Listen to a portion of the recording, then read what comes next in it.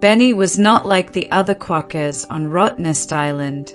While most of them napped under shady bushes or chewed on salty leaves, Benny had a different passion: people. He loved the smell of their backpacks, the sound of flip-flops slapping on the boardwalk, and most of all, the tiny glowing rectangles they always held up. Benny didn't know what a selfie was, but he knew it meant smiles. And Benny loved to smile. One sunny morning, he bounced out from behind a big rock near the main path. A group of tourists stopped, gasped, and immediately crouched down. Phones came out. Benny tilted his head, showed his biggest grin, and click! The moment was captured. That photo ended up on the internet. And suddenly, Benny wasn't just another island quokka. He was the quokka, the one with the smile. But Benny didn't care about fame. He just liked making people happy. And maybe, just maybe, he was curious where all these smiling humans came from. What was beyond the boardwalk? And so, Benny's little paws bounced forward toward a beach he'd never visited, and the start of something big. Benny had never gone this far before. The paved path ended behind him, and in front stretched a sandy trail lined with coastal shrubs, the kind that tickled his belly when he bounced too low. The ocean whispered in the distance, and Benny's nose twitched at the salty breeze. Every few hops, he stopped to sniff a shell or peek under a bush. A blue crab scuttled across his path. Benny jumped back, then giggled to himself. This was already more exciting than napping under the usual tree. Soon, he reached a dune. It was taller than any hill he had ever climbed.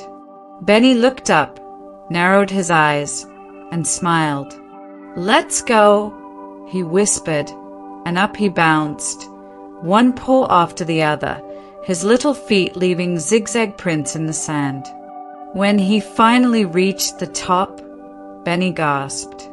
Below him stretched a beach so wide, it felt like it never ended.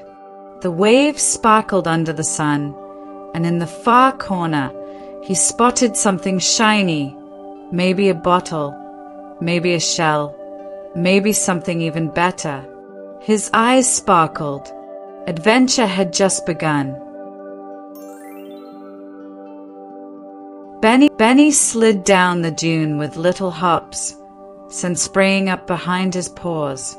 It felt like surfing without a board, which, of course, Benny had never done, but he imagined it would be just like this. At the bottom, the beach stretched wide and empty. Waves lapped gently on the shore. The shiny object was still there, half buried near a piece of driftwood. Benny crept closer, each step slower than the last. It wasn't a shell. It wasn't a bottle. It was a pair of sunglasses, huge ones, way too big for his little quokka head. He sniffed them. No threat. Then, just for fun, he nudged them onto his face. They slipped down instantly, covering half his body. He giggled, then tripped, then giggled again. A seagull landed nearby and squawked in confusion. Benny looked up at it from under the shades and grinned. "I'm cool now," he told the bird. The seagull didn't look impressed. It flew away. Benny rolled over in the sand, paws up, sunglasses still crooked on his head. He didn't care. The wind smelled like fun, the waves sparkled like treasure, and the world was full of things waiting to be discovered. Just as Benny was about to take a nap right there on the beach, he heard a clack, clack, clack. He peeked over his sunglasses. From behind a pile of seaweed, Dozens of tiny crabs began marching, sideways, of course, right across the sand in a neat little line. Their shells shimmered like tiny shields under the sun. Benny sat up straight. "A parade," he whispered, eyes wide.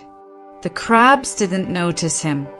They just kept scuttling in perfect formation, some carrying sticks, others balancing little pebbles on their backs. Benny couldn't help it. He started following them. They marched past tide pools, around jellyfish blobs, and over washed-up sea-sponge hills. It was like following a tiny carnival. Benny bounced behind them, trying not to laugh out loud. Then, the parade stopped. The lead crab raised its claws. Before Benny could ask what was going on, plop! A wave crashed forward and splashed them all. Benny shook off the water and looked around. The crabs were gone, vanished under the sea like they had never been there. He blinked. "That was awesome," he whispered. And now, his fur was soaked. But Benny didn't mind. Because soaking wet and smiling, he turned his head, ready for whatever came next. Benny was starting to feel hungry. His fur was still damp from the wave, and his stomach made a sound like a squeaky toy getting stepped on. He looked around and spotted something far down the beach, a small wooden hut, painted yellow, with a crooked sign that read, "Snack Shack." His ears perked up. Snack? What's a snack? He bounced toward it. The shack was empty, no humans in sight, but it smelled amazing, like popcorn and warm sugar and something very salty. Benny stood on his tiptoes and peeked inside through the open window. On the counter sat a tray of forgotten fries. Golden, crispy, magical. He looked left. He looked right. No one. So, with a quiet hop, Benny pulled himself up and took one tiny bite. Crunch! It was perfect. He took another, then another, then, oops! He knocked the whole tray over. Fries went flying.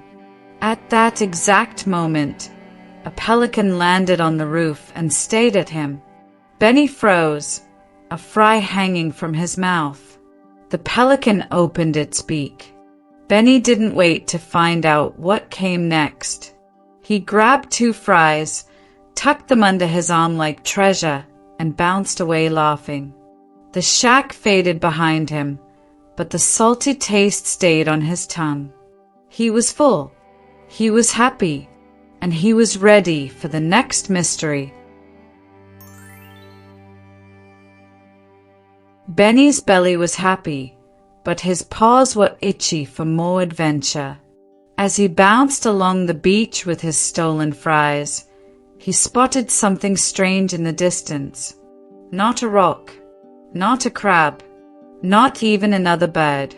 It was a castle, a sandcastle, but not just any sandcastle. This one had towers, bridges, a tiny moat, and even a stick flag flying proudly at the top. Someone had spent a lot of time making it. Benny approached slowly, fries still in hand. "Hello?" he called softly. No answer. He circled the castle, admiring the detail. The little bridge even had pebble guards. Benny imagined them coming to life, defending the castle from sea monsters. He placed one of his fries gently at the castle gate like an offering. Then, the sand shifted. A lizard popped its head out from behind one of the towers. Benny yelped and fell backward, landing with a puff in the sand. The lizard blinked. Benny blinked back. Then the lizard crawled up to the fry and took a bite. Benny sat up, amazed. "You live here?" The lizard didn't answer, obviously, but it did nod, sort of.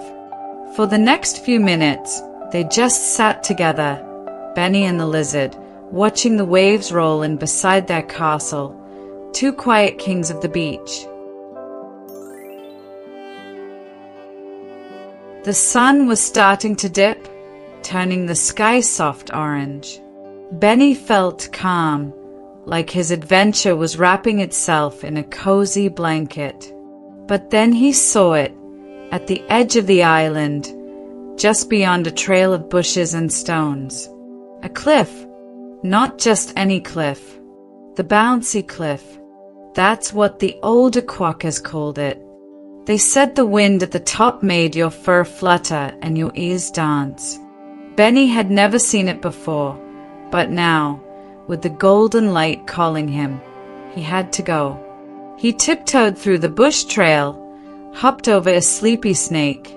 Don't worry, it was fake, just a curled up stick, and finally reached the edge. The view was wild.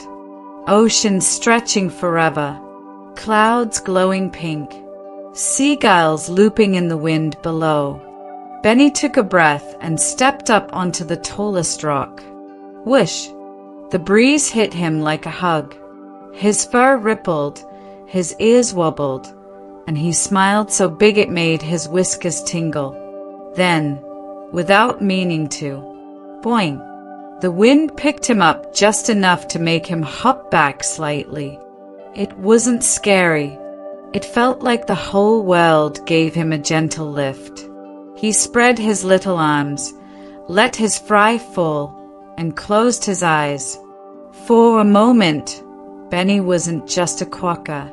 He was an explorer, a legend, a bouncing, smiling piece of the sky. Benny blinked. 1 second, he was floating on the wind at the edge of the cliff. The next, he was blinking up at his bedroom ceiling. The early morning sun poured through the window. A soft breeze came from the open glass, rustling the curtains just a little. He was curled up in his little bed of leaves, warm and safe. He sat up slowly. Outside, the waves crashed softly. A few seagulls called in the distance. The beach was there. The cliffs were there. But the snack shack, the crab parade, the lizard king and his sandcastle, were they real? Benny reached into his fur. His paw brushed against something. A single, cold, soggy French fry. His eyes widened. He smiled. Then he laughed. It didn't matter whether it was a dream or not. What mattered was the feeling, the bounce in his heart, the sand in his toes, and the sea breeze still stuck in his fur. Benny the Quokka hopped to his feet, because today was a brand new day, and who knows what adventures might come next.